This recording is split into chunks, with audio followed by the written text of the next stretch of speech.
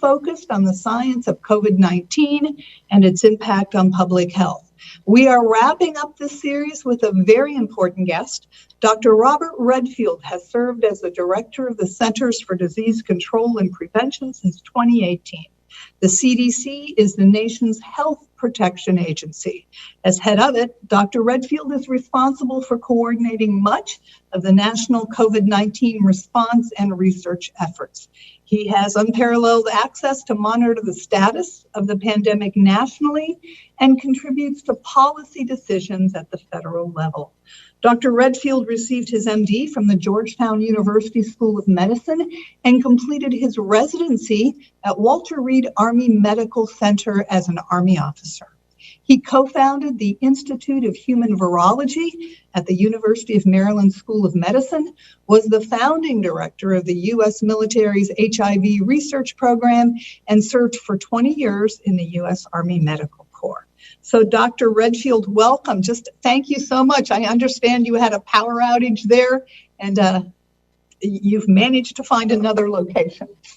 Thank you very much. Yeah, resourcefulness. There you go. So let's get into it. The current statistics I read this morning is that we stand at 3.3 million cases of COVID-19 in this country, over 135,000 deaths. What do those statistics tell you? Where are we in this pandemic? Well, I think it highlights that we're still in the midst of it. I mean, there's obviously significant transmission of this virus continuing to occur throughout our nation. Although I think it's important to realize we are in a different place than we were last March and April, when we were really focused on symptomatic disease. Clearly, we had a much higher mortality that was associated with the cases that we identified. Now we're seeing obviously significant infection, but the age of infection has dropped by a decade and a half if we look at it. And clearly the relationship between the number of cases diagnosed and actually having significant morbidity, mortality has shifted substantially, particularly because of the individuals getting infected. Although we're not out of the woods for this, I mean, we're back again. I just been informed that we have a number of nursing homes once again that have active cases that we're trying to go and evaluate. So I think, while we've made a lot of progress, we still have a ways to go in terms of getting this outbreak under control. Got it. So I know a big area of interest, and I expect to get a lot of questions today about school openings.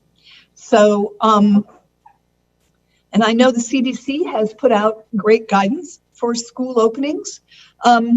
There are school districts that are saying that they're going to just stay online in the fall. They're not opening. Other schools are doing a hybrid. Other schools are planning, or at least school board educations are encouraging some districts to open up full time. I know there was the New York Times published a story last Friday based on internal documents from the CDC that warned that fully opening K through 12 schools and universities would present the highest risk for the spread of infection. So how do you see that risk? What's the risk inherent in opening schools? Yeah, I think it's important, particularly as you look at the CDC documents that you referred to. One of the things that we have tried to do is inform people of minimal risk, mild risk, et cetera. So, for example, no risk was, or minimal risk is just everybody stayed at home, period. And so obviously if we go to, opening schools 5 days a week, that's going to be a hierarchical risk, okay? It's not to imply that the risk is a prohibitive risk. It's just to allow people to understand how to do their own risk assessment. I think it's really important, and local school districts are going to have to make these decisions. I've said that our guidance that we've put out from CDC, the purpose of it is to facilitate the reopening of schools.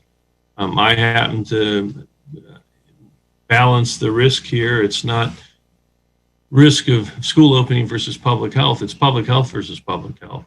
And I'm of the point of view when I weigh that equation as an individual that has 11 grandchildren that the greater risk is actually to the nation to keep these schools closed. You know, a lot of kids get their mental health services, over 7 million in school. A lot of people get food nutrition in school. Schools are really important in terms of mandatory reporting, sexual and child abuse. Obviously, the socialization is important. And obviously, for some kids, I think actually a majority of kids, they're learning in a face-to-face school is the most effective method of teaching. That said, it has to be done safely, and it has to be done with the confidence of the teachers.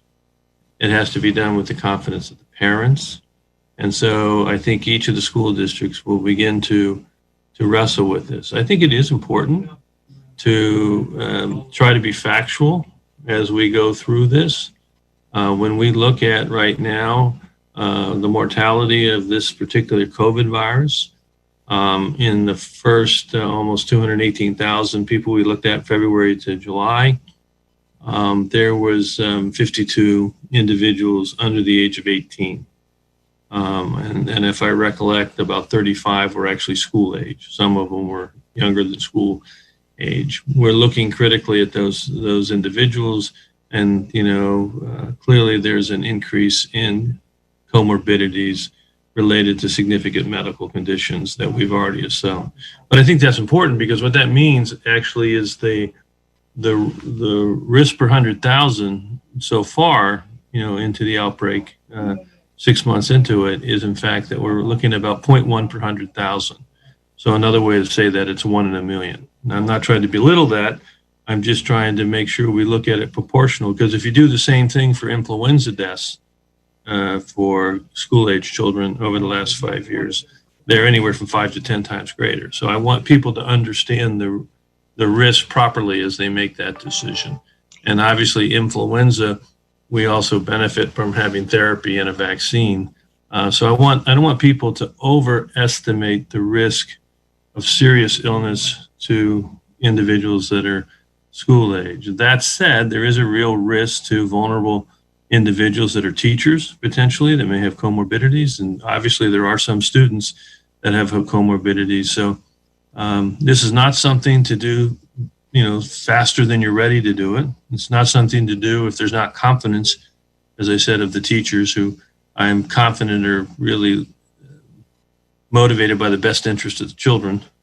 There is going to need to be accommodation for those teachers that have high risk.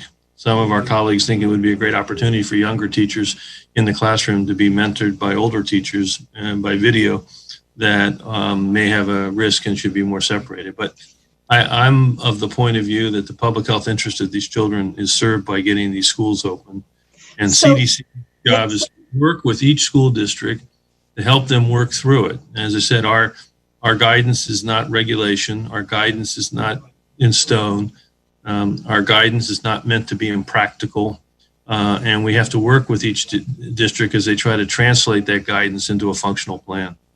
So from your vantage point, are there areas, are there counties in this country that you think are ready to reopen, like, as something close to normal, or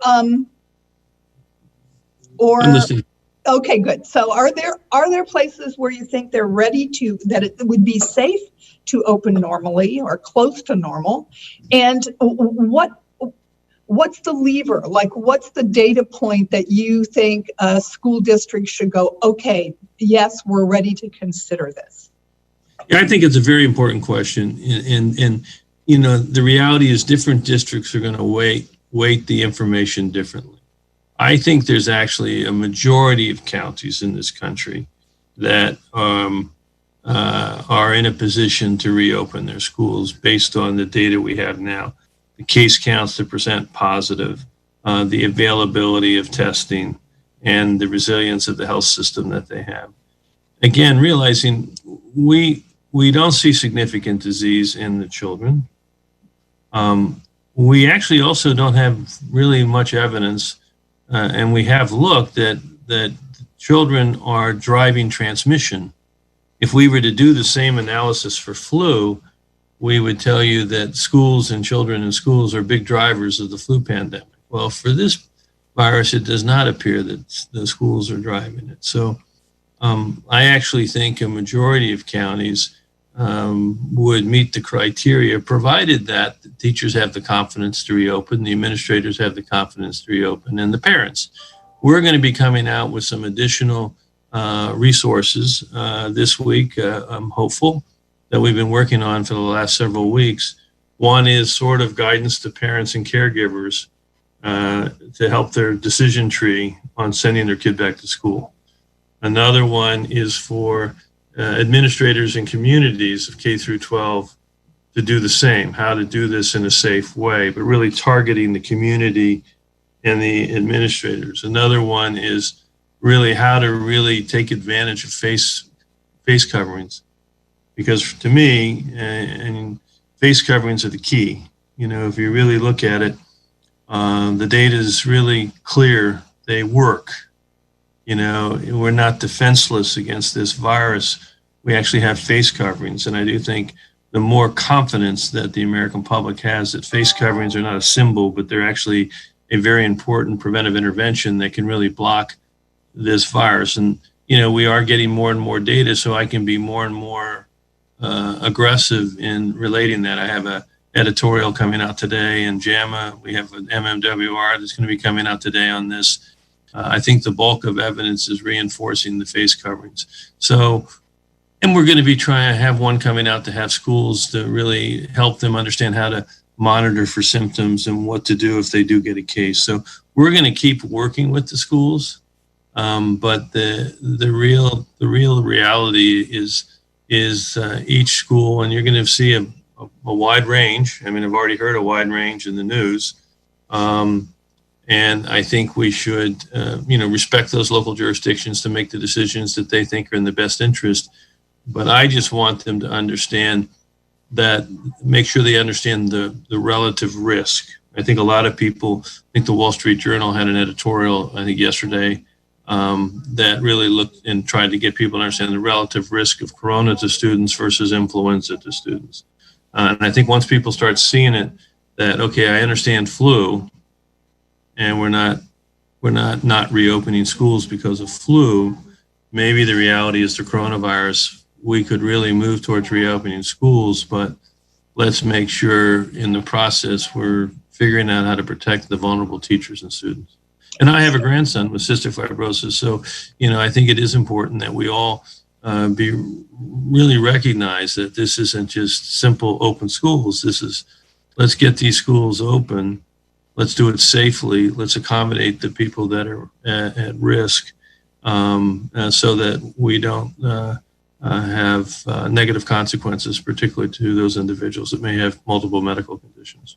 So we have gotten questions from teachers in the past who are concerned about the lack of PPE in the schools, socially distancing in the schools, making some modifications to the schools. All that costs money. And there are issues about, even if we want to do the right thing, we can't afford to do the right thing. Do you have anything to say about the financial implications of getting these schools ready for both kids and for teachers?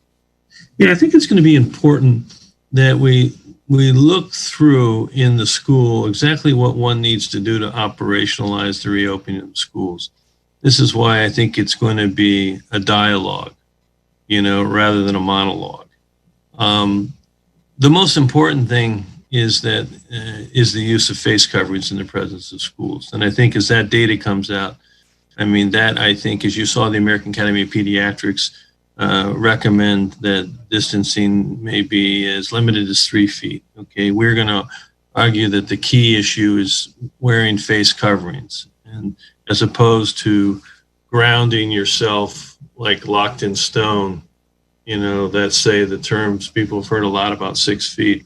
When we talk about 6 feet, what we talk about is, how do I define if you're exposed to somebody with COVID? If I have COVID and we're together, how do I determine who was exposed and who wasn't? And CDC has defined exposure as someone that's within 6 feet of someone that's infected for more than 15 minutes without a face covering. So I do think as we begin to work through this, I think we're going to find, some balance in terms of how the recommendations. Now, clearly, there's been recommendations depending on how you handle teachers.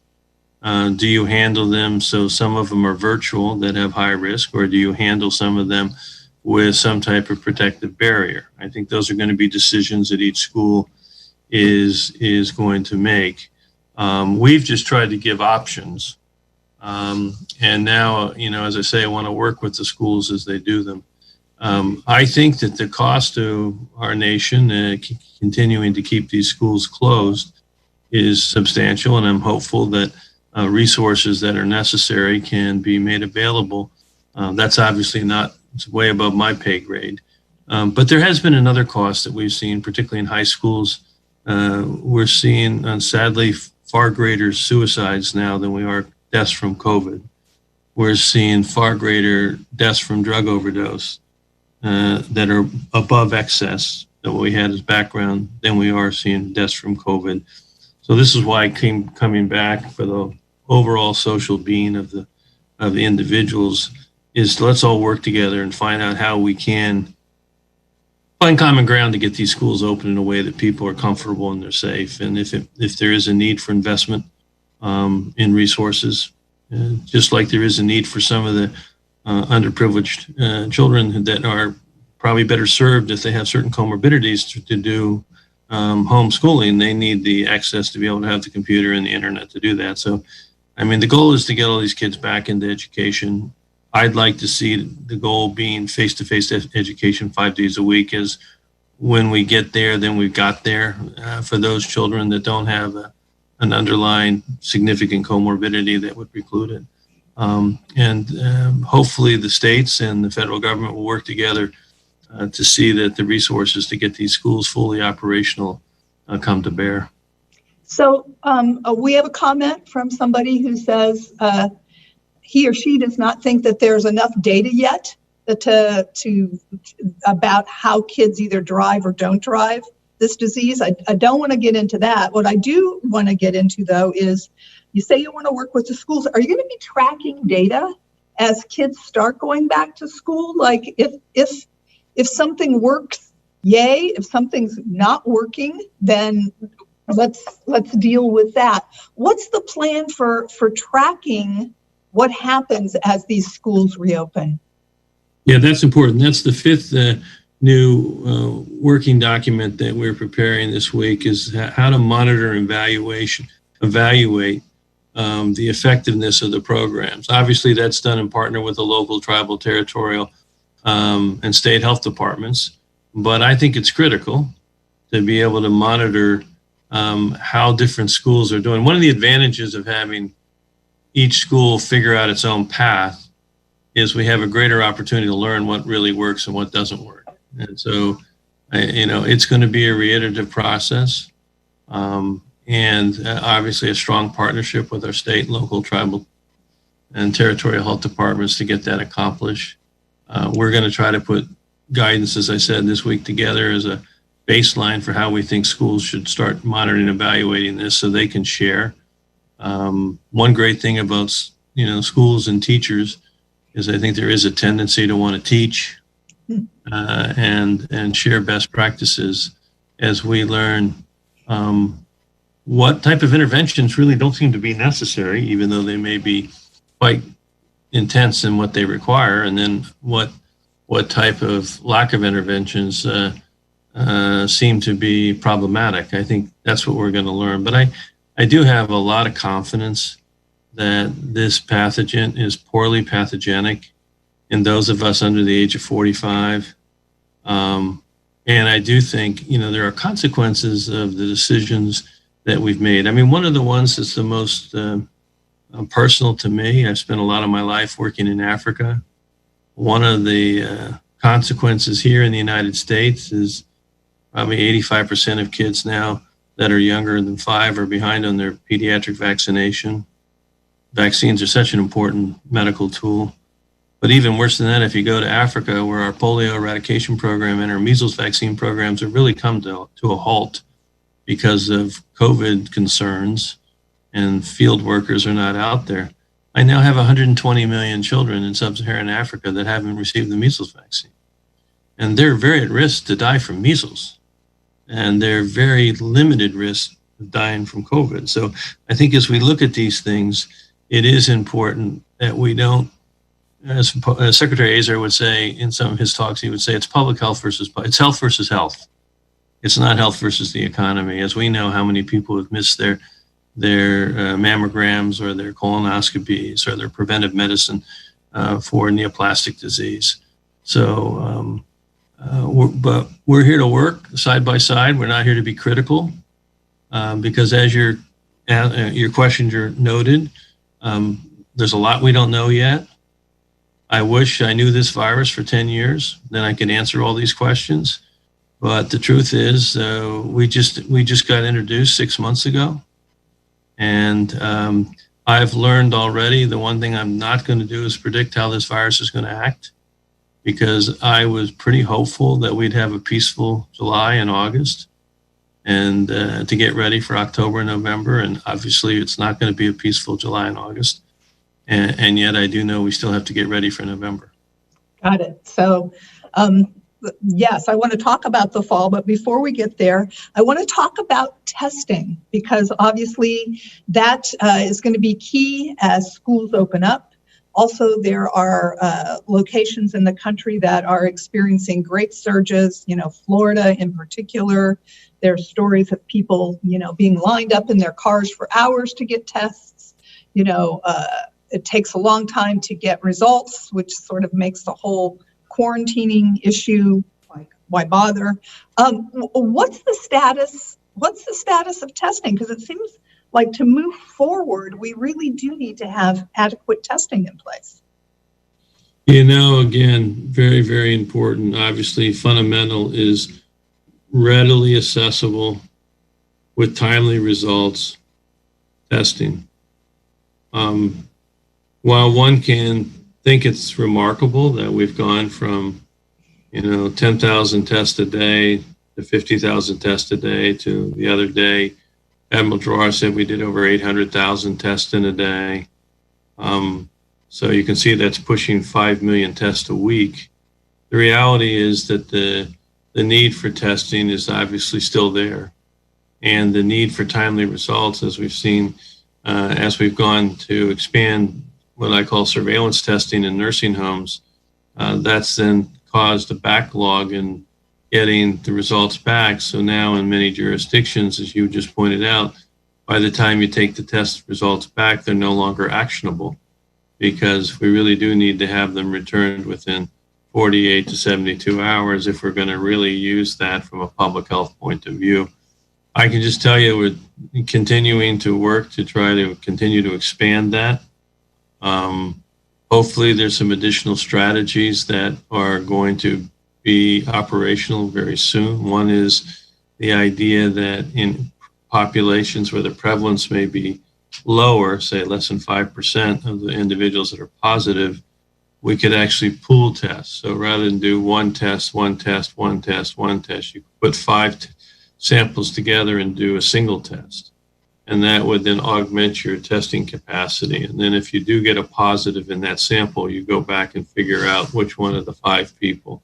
So that pooling is being finalized as we speak, both at the collection level, where you can go into a household and actually collect the swabs from 5 different people and put them in a single media tube, or at the laboratory where you take 5 different samples that have been collected and you do one test. There's new technology continuing to come. There's one that we now are in the process of deploying, and the goal is to deploy a point of care test to every nursing home in this country.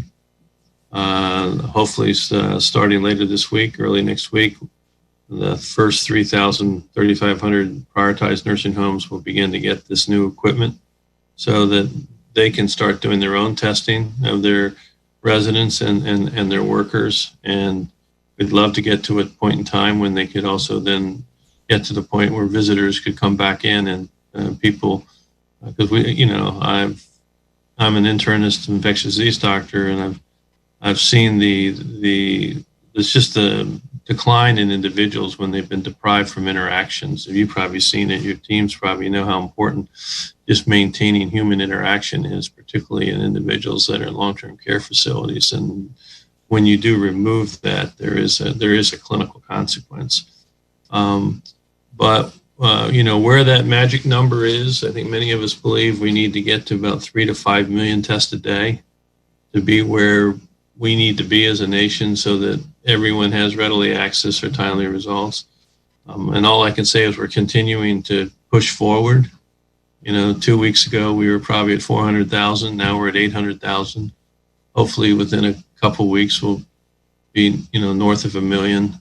But that's what we continue to do. We do continue to encourage the universities and other groups that have access to do testing to help us. Some universities have really stepped up. The Broad in Massachusetts, for example, has really become the backbone of testing for all of the Boston area, because we do have some really remarkable capability in our research labs. But you've got to get the research community to sort of chime in to do that. We did recently, the CDC gave over $10 billion out to the states, which is in some states like California and Texas got almost a half a billion dollars that we gave. Congress appropriated the money for testing, contact tracing. But you can't just turn it on overnight. Just because they got the money doesn't mean they have all the structure to get it done. But I think it's a critical area. We need to continue to improve it. I think we've made enormous progress from 8 to 12 weeks ago, but that's not to say that we should do a happy dance and say that we've got this done. We still need significant more testing capacity in this country. So when we talk about schools and we talk about just other openings for, let's say, smaller towns, smaller communities that may not have the testing resources, how essential is testing to reopening schools, to reopening the communities? Yeah, we did put guidance out on this both for K through 12 and for universities, higher learning. We don't think that this is the backbone for that decision-making process, testing per se.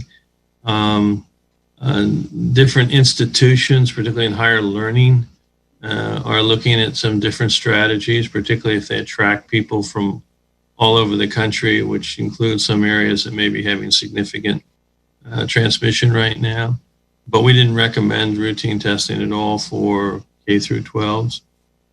The challenge this virus gives us, so unlike flu, which basically causes symptomatic illness, and you can use that symptomatic illness to monitor flu, we actually do. We have a surveillance system which just monitors for flu-like illness, and this is how we monitor for flu. We don't necessarily test everybody for flu. We just monitor influenza-like illness.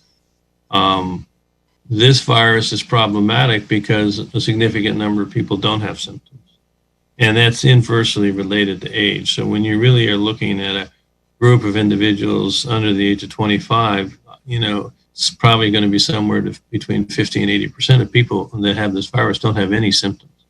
So the only way you begin to be able to detect that is if you set up broader surveillance programs.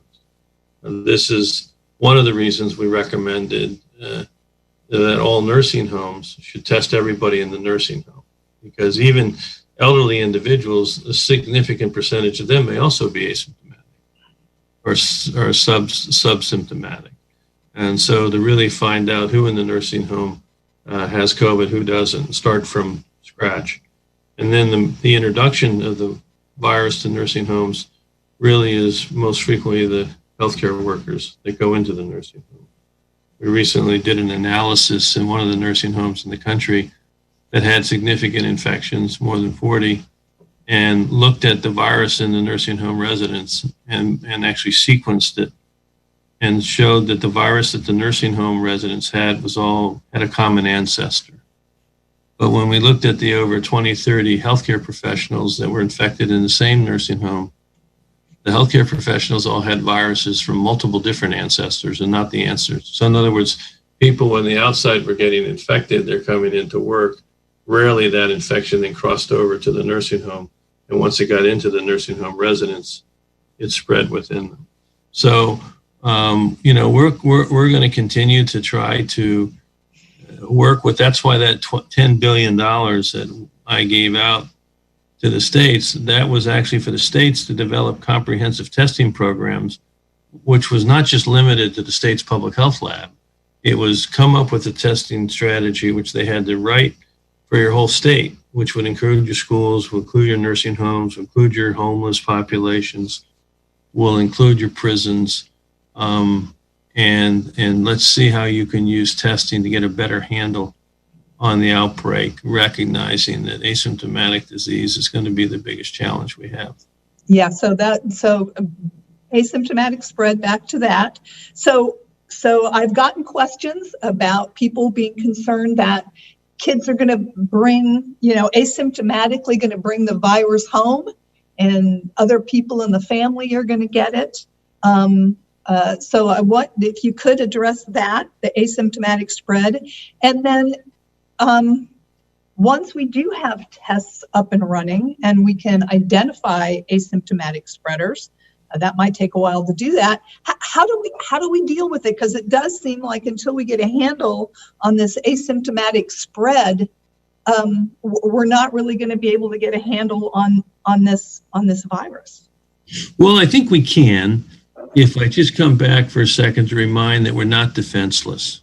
Okay. I do believe that if we all wore face coverings, and when people ask what was different about Europe, say Germany versus the United States, well, when Germany locked down, 95% of the people locked down. When America locked down, we're lucky if we got half the population. And particularly, we didn't engage, as you know, early on in the southern states. Even if we looked at our mobility, it's tracking. When we track mobility changes, the Northeast was all changing and they were starting to restrict their movements. And then when we looked at the South, it was like nothing happened. All right. Now, you got to remember at that time, the South wasn't seeing any disease either. So they were saying, hey, there's no big deal. Of course, now we have a really serious, significant problem in the South right now. So I do think wearing a mask, washing your hands, maintaining social distancing. But the biggest thing about social distancing is the mask. So I don't want people to get hung up on 6 feet. If we're wearing a mask, these masks really do work. These face coverings, simple face coverings, really do work in interrupting this transmission. And I think the American public's getting closer to accepting face coverings. As I said, I have an editorial coming out today, really trying to just highlight now is the time. We all need to do it. If we all wore face coverings for the next 4, 6, 8, 12 weeks across the nation, this virus transmission would stop. Okay, so I think it's a powerful tool. And that's the tool that I want people to use, because the price that we're paying, not to have our kids educated, not to have our businesses open, is also not to have our children vaccinated, not to have preventive medical care given for screening for cancer. These are real prices that could be obfuscated if we just wore a mask. And so I think that's what we're really asking people to do.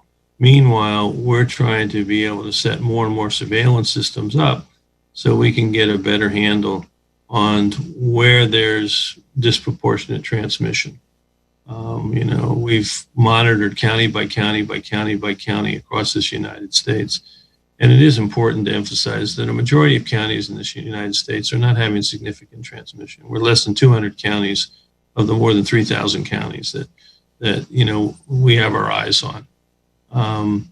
And so in those areas, we need to see those communities be able to have more confidence in getting back to certain activities like school, So I think we'll continue to, back to your questioner's question, I think we do have growing evidence. I do think her point of view, or his point of view, and those who've said that we don't have overwhelming evidence, I think it's totally appropriate. We're building evidence that really does not point to children as being a major transmission instrument for this virus. Whether it's in our household contact studies that we've done, where the introduction is basically by adults. But critics to that could say, but children were largely corralled, so we haven't seen them in the same setting. We'll see them once they're in the school setting. So I don't want to get ahead of the data. But I do think that the biggest thing that I would ask from a social policy point of view as we get to reopen schools and reopen many aspects of life, one aspect of business I don't want reopened and I would like closed is that those businesses that cause irresponsible behavior. So I'm a big advocate for closing bars. I don't see why we're opening bars that allow people to overconsume alcohol until wee hours in the morning when I'm trying to get people to social distancing. But that's not to say the same thing for other retail that I think we can do. But I do think it's important that we recognize the importance of the face coverings that we have. It's important that we get everyone to get engaged in this right now. I think we would see progressively a significant decline in these cases as we continue to get people to really embrace the mask and hand washing, not going to bars, and maintaining reasonable distance when they're in crowded environments. So before we move on to vaccines, the politics around face masks and some of the polarization in the country, has that made your job harder? I think it's just so important to look at this as it's not a political statement, it's a public health statement. And the more we can collectively get behind it as a public health statement and recognize that this is sort of the responsible thing to do for all of us in this country is to do our part by wearing a face covering. I think the reality is last February, we didn't really understand the extent in early February that asymptomatic transmission played. I know once and some of that is because we actually had data when the original 12 cases came in the United States between January 22nd, we diagnosed, and the end of February, we evaluated over 860 contacts. And of those 860 contacts, I only identified 2 people that were infected. Both were spouses. So that sort of gave us a sense that this virus was not going like this, because, we looked at over 800 people of the original 12 cases, and we only identified 2, which were intimate spouses. It made you think that this virus may be acting more like the other coronaviruses, which were not that transmissible. And then, of course, the virus got introduced not directly from China, but then through Europe. And that virus seems to obviously be very transmissible. And as soon as we recognized that the asymptomatic transmission was there, was when we realized that face coverings were going to be an important public health intervention. I'm always reminded of my Jesuit education that Aristotle was known for saying, you can put anything on a blank slate and people will believe it. But try taking it off that slate. And in his day, it took a lot of work. You had to sand down the tablet and then put something else on it. It's really hard to get people to believe it.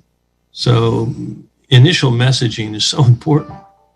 And I think, we honestly didn't have the scientific data to support it back in January and February. We didn't appreciate the asymptomatic disease. As soon as we did, we became big advocates of face coverings. And I do think then after that, there was a politicization of it.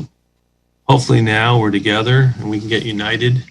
This is part of my editorial on JAMA. Let's get united behind the most important defense we have against this virus right now, and that's face coverings. And let's leave the politics behind. Great. So let's talk about vaccines. Everybody, you talk about how transmissible this virus is, at least that one strain. We need vaccines. What will be CD's role in the rollout once we have a vaccine, or hopefully multiple vaccines? Very important. You know, one of the critical roles CDC plays in our nation, of course, is to help facilitate the embracement of vaccinations. Most powerful tool we have, one of the greatest gifts modern medicine has given to mankind. Our role here directly in the COVID vaccine program is going to be really highly focused on distribution. When we get this vaccine, how do we get it to the American people? Obviously, our role is trying to understand the prioritization. How do we roll this out as we initially get the vaccine? We have what we call the Advisory Committee of Immunization Practices, which is a long trusted committee that gives advice to me as the director on all vaccines, childhood vaccines, human papilloma vaccines, hepatitis vaccine, use of either anthrax vaccine or Ebola vaccine. So they'll give us their formal recommendations. It's a great group of top people from out the nation, not in government, that give their best advice on how to use that vaccine. Our role will be also then, when that vaccine is available, how do we actually get it to the American public? So we have systems. We have the only public vaccine distribution system in the country right now. We normally give out about 80 million doses of different vaccines every year. We have the capability to accelerate that to up about 900 million doses. So that's going to be our dominant role. The second role we'll have is in monitoring and evaluation the vaccine for side effects, toxicity, also monitoring the distribution of the vaccine to understand where the gaps are to make sure the vaccine gets where it is, monitoring the cold chain of the vaccine to make sure the vaccine is handled properly across the nation. So that's really our dominant role. Once the decision is made that we have a efficacious, safe and efficacious vaccine ready for distribution. And we're starting that role now because it takes a long time. You know, we're obviously concerned about making sure we can do better for groups that are under-vaccinated historically, particularly rural America. We're trying to make sure African American and Hispanic Latino populations are under-vaccinated. How do we make sure we can do that? We're also trying to build some distribution systems that we used in the 2009-2010 flu pandemic, where there was some reluctance by public health people back then about the role of pharmacy vaccination. I think we now know it's one of the most important distribution mechanisms we have. So how can we really accelerate pharmacies as a key distribution mechanism for vaccine, particularly in rural America? And then finally, how we can gap fill with probably mobile immunization centers that will go through different communities that are underrepresented, particularly in rural America. Part of that, what I really want to get done this September, and looking for help for everybody, is to get the American public to embrace the flu vaccine. You know, normally we're around 50% of the American public, actually slightly less, 47% of the American public takes the flu vaccine. Well, I need the American public to rethink their vaccine thought process so that they have the ability to vaccinate with confidence. The flu vaccine.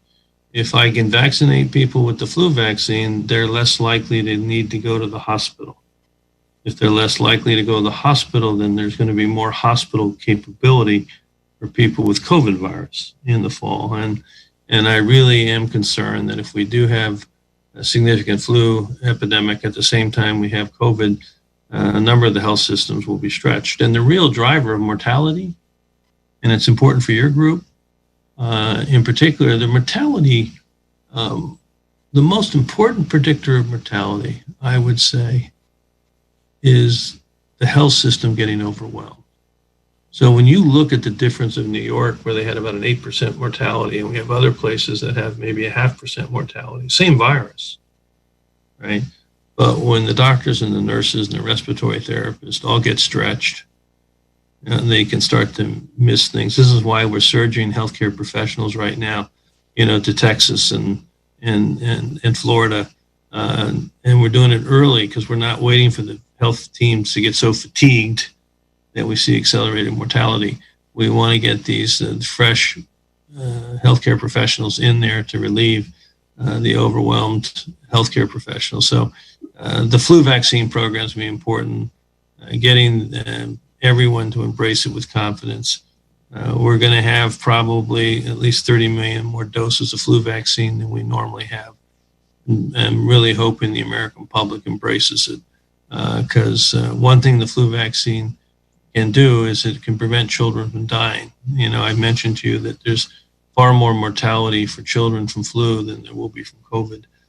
But it also can help have an impact on the disease seriousness, that those of us that are elderly, like myself, we get flu. If we're vaccinated, we're going to be more likely not to end up in the hospital, and not to end up on a respirator, or not to end up in a funeral. So regarding the COVID-19 vaccine, I mean, it's the speed of the work that's happening is great. It's for somebody who works in science, it's really astounding.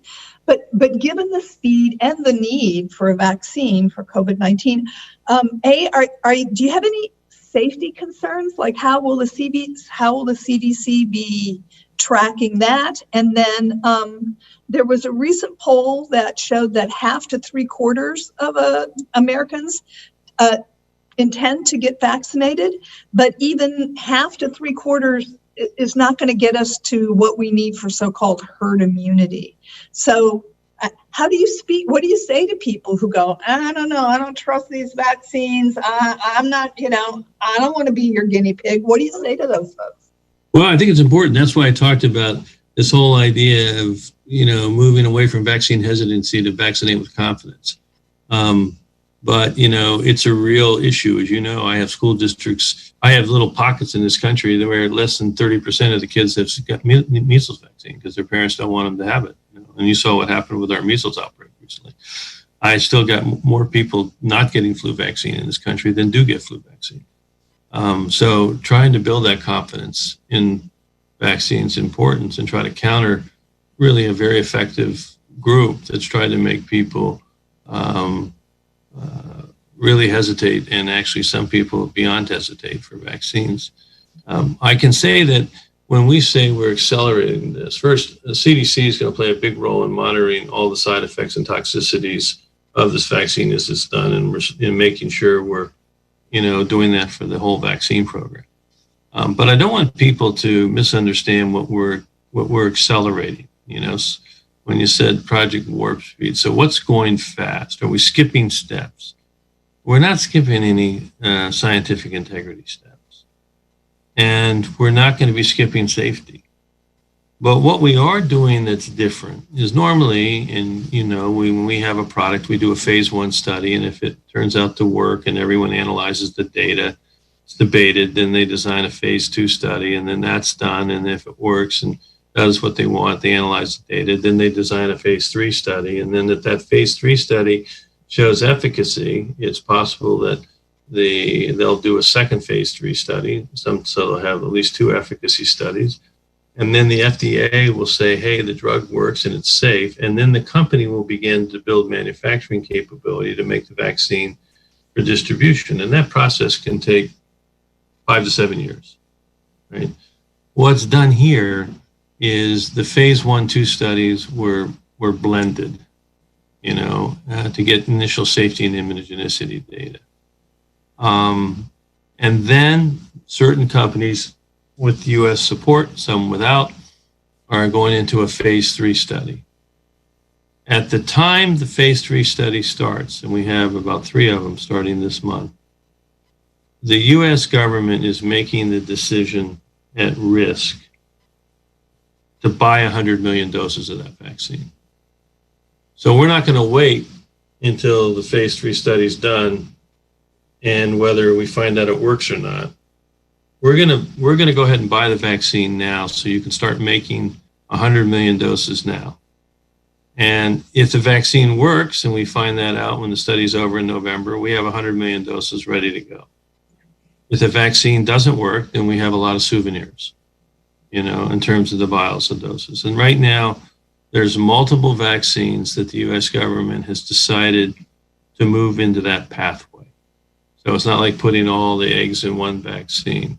So there's multiple vaccines that the U.S. government's basically gone into contractual relationships to buy 100 million doses of that vaccine deliverable upon the time that the FDA says the vaccine is safe and immunogenic and ready for human use. So it's not like safety is being discarded. The other thing, though, that was important is, debating about where do you want to use this vaccine first. And this is something that obviously CDC will be very involved in, the ACIP will be very involved in.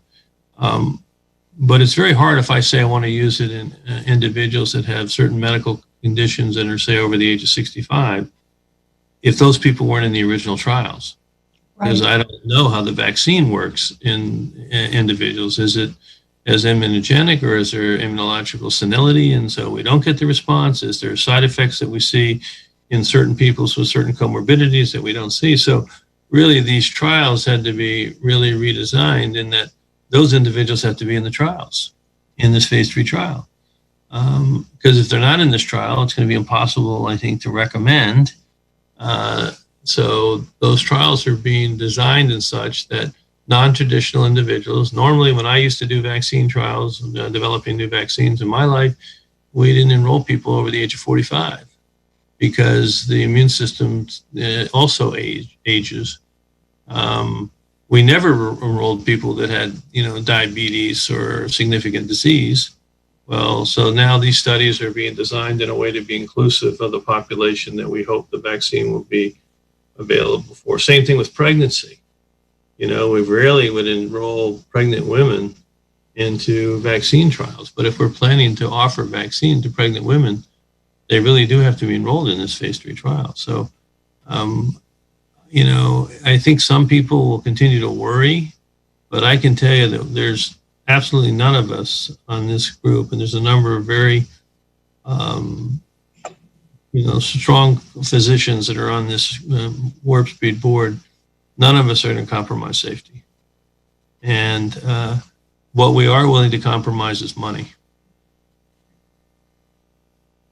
Got it. So I am heartened that older adults are being included in trials, because I know older adults tend sometimes not to respond to vaccinations very as well as younger people. So will you be looking at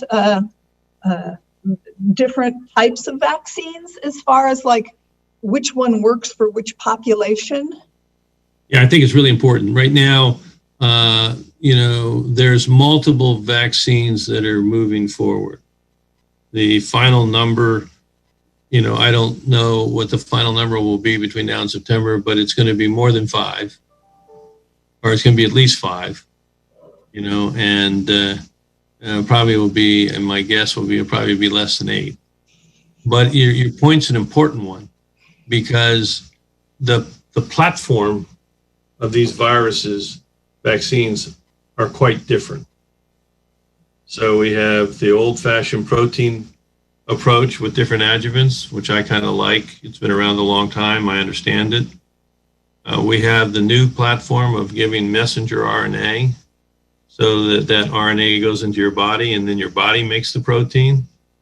So there's several of those. And then we have the platform that we've used in the last decade or two, where we give a viral vector that carries the information for the protein into the body, and then provides that, so the body makes the protein, and then you have a replicating vector virus. So we have multiple platforms, and some of them you can guess are going to be intrinsically safer for the elderly, and some of them will have a propensity that I could compensate the senility issue by different adjuvants that I could use, like the solid protein vaccines, which I happen to be more of a fan of, just because they're simpler. I understand them.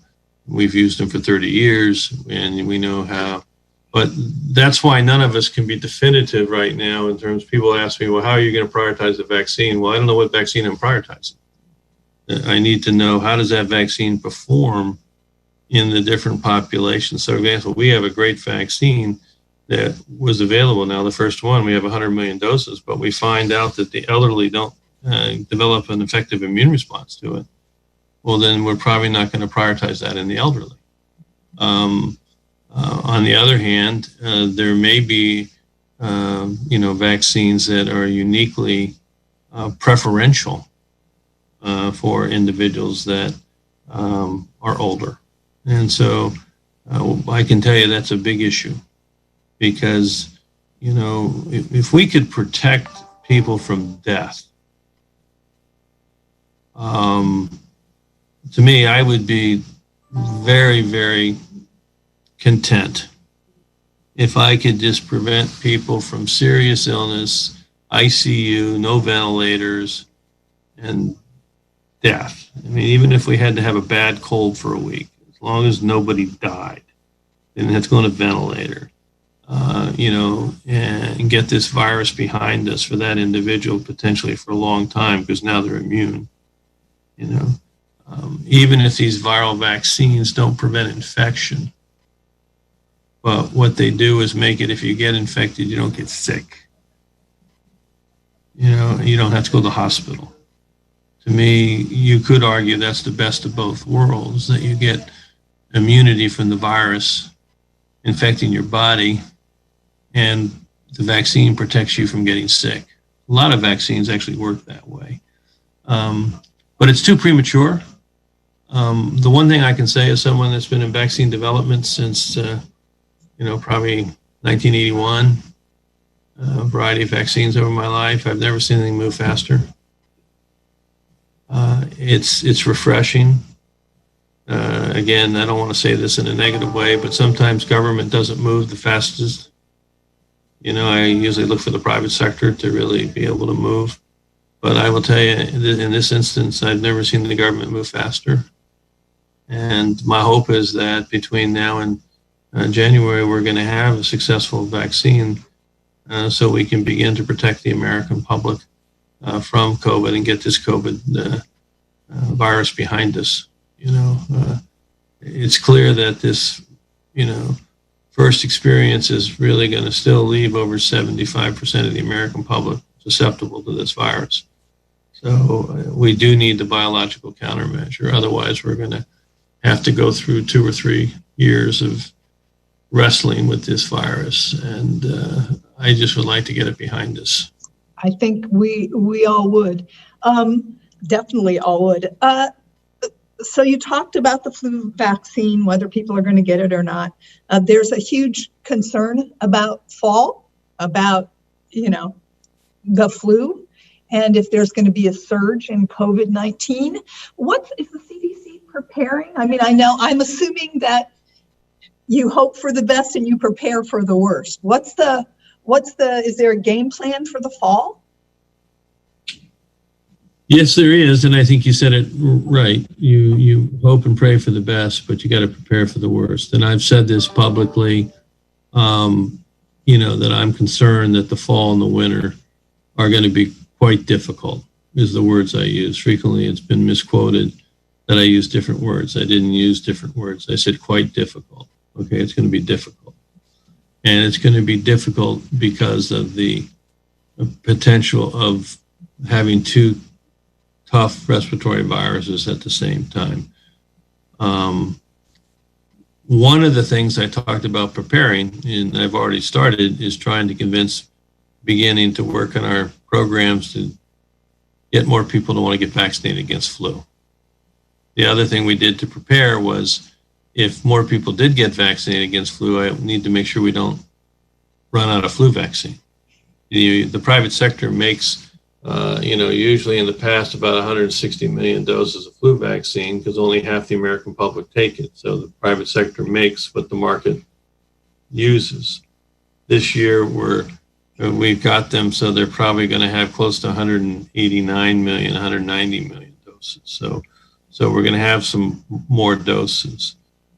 I've purchased additional doses. Usually we purchase 500,000 doses for adults. We have a great program to give free vaccine to children, but we don't have a program to give free vaccine to adults that are uninsured.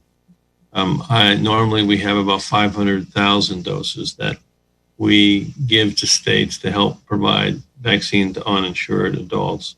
I purchased an extra 7.1 million doses.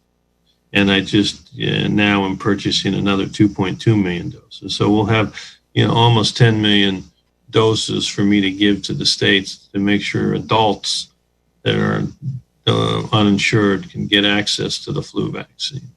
So all of that prep work is done. Meanwhile, we're working to try to work with leaders in the African American and Hispanic community to help us understand what can we do better to get higher acceptance. And I mentioned to you, we're really looking at our rural immunization distribution. So that to me is really important, because if we can get flu vaccine really taken up, it's going to, as we go back to the school discussion, it's going to minimize the number of children that are going to die next year from flu, this fall from flu. And as I mentioned, we lose far more children from flu every year than we've lost from COVID. So that's really important. And the other is getting the public health system ready. I mentioned to you, we've dispersed, actually CDC, if you add the testing money, we've given $12 billion to the states in the last 3 months to start preparing their critical public health infrastructure to be ready.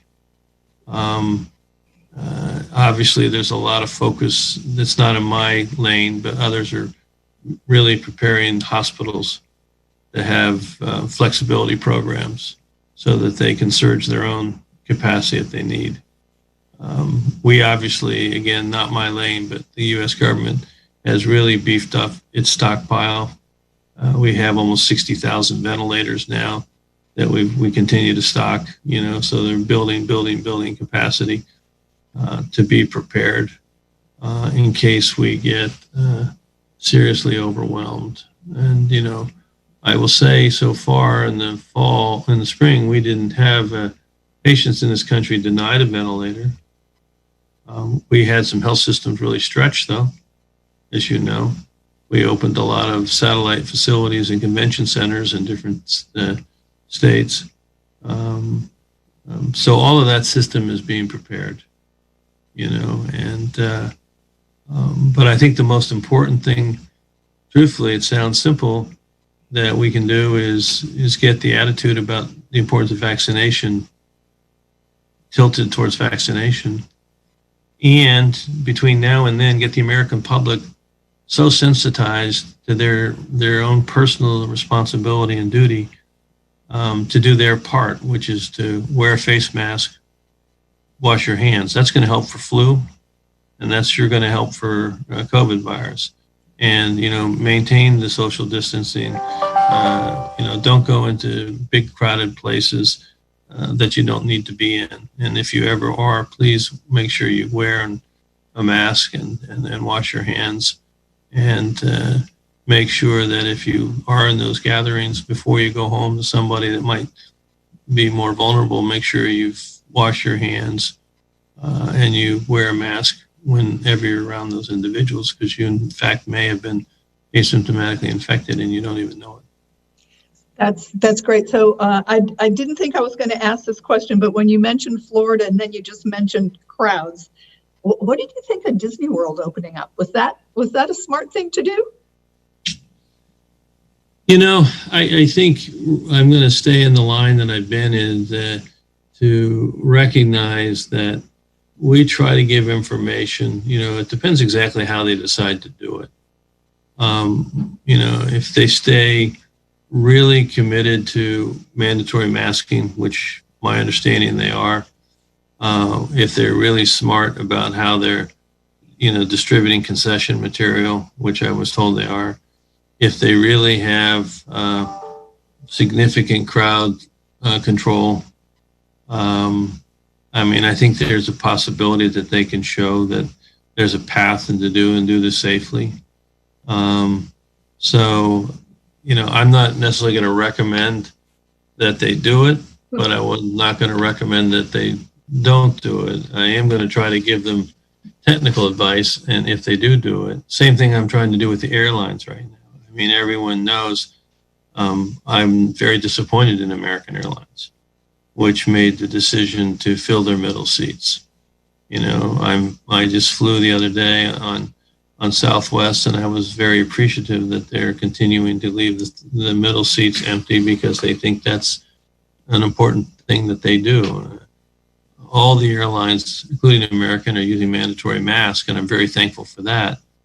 But I do think if you're on a 6-hour plane ride, with 3 people in a row in economy class, I'd prefer to see the airlines maintain the middle seats open for right now. And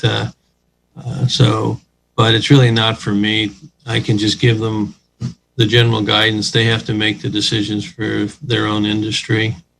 And ultimately the American public will make that judgment, whether they fly, what airlines they fly, or whether they choose to go to Disneyland or not.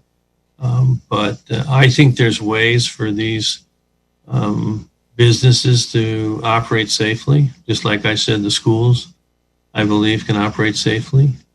But I think there has to be some attention to exactly how they do that. I've mentioned this several times. I'm anxious to work with school districts to help them get their schools open. When they see hurdles that they aren't quite sure how they can get to a place where they have confidence, how to work with them and see if we can find a strategy that they have confidence, because these are not things that can be mandated. Because ultimately the parents have to have confidence and the teachers have to have confidence. If you don't have parents and teachers with confidence, you're not going to have schools. So as a final thing, I know there is a lot of information on the CDC website, and we've gotten some questions, some specific questions from parents during this session. So is there information on your site if parents and teachers and school administrators are concerned? Where do they go to get your best guidance on where we are now and how to proceed? Yeah, I still think the CDC, www.cdc.gov/coronavirus is our best site. And then there's a search thing. You can put in your question, and pretty much in general, you're going to get to where our information is. But people can also call. We have hotlines. We get lots of calls, and we have people that actually answer the phone and help direct you or help make sure you find the information. And we also appreciate people doing that because sometimes they ask questions that we don't have information. And then somebody else asks the same question. And then that's how we decide what information we need to get up there when we hear the questions are coming in and we don't have guidance on it or information or considerations or resources. That's what really drives, we have over 2,000 guidance documents out there right now and consideration documents and decision tree documents. A lot of those were generated because someone took the time to call in and ask a question. So I would encourage your folks to also consider that, to calling the CDC hotline. I should know it by heart, but maybe I'll have my assistant follow up with you and let you know that number. It's a simple number, but I obviously don't remember it right now. But it helps us and it helps them make sure that they get the information they need. That's great. I want to sincerely thank you for taking the time to be here, and I want to thank you for being resourceful and finding a spot that you could get internet access to do this. Stay safe, stay healthy as well, Dr. Redfield. Well, thank you very much, and thank all your listeners. And I hope if you do have questions or things that you think that would be useful for us to provide more information, please take advantage of that hotline that we have so that we can keep making sure we're providing useful information to the American public. Great. Thank you very much. So once again, thanks to Dr. Redfield, and thanks to everyone who participated in today's webinar. A video of today's event will be posted on our extended session website, hopefully by the end of today. So this is the last webinar in this series of webinars focused on COVID-19. I am thrilled to report that I will be back. Planning is underway for our next series. In addition to providing updated information on this pandemic, we are also hoping at some point to pivot these webinars to include topics related to aging, longevity, and extending health span. All of it, no matter what the topic, will be aimed at helping all of us live better longer. In the meantime, I encourage you to sign up for our newsletter and to follow us on Twitter and like us on Facebook. All the videos from our webinar series are posted on the COVID-19 resource page on our website. That's at buckinstitute.org. If you've missed any of the sessions, I encourage you to get caught up. And if you found value in these webinars, we ask that you please consider donating to the Buck's COVID-19 Research Fund. Options for donating are on the support section of our website. So I hope you can tell I love doing these webinars. My plan is to stay safe and to stay healthy so that I'm ready for the next go round. I hope you will do the same, and I hope to see you back here. Till next time, please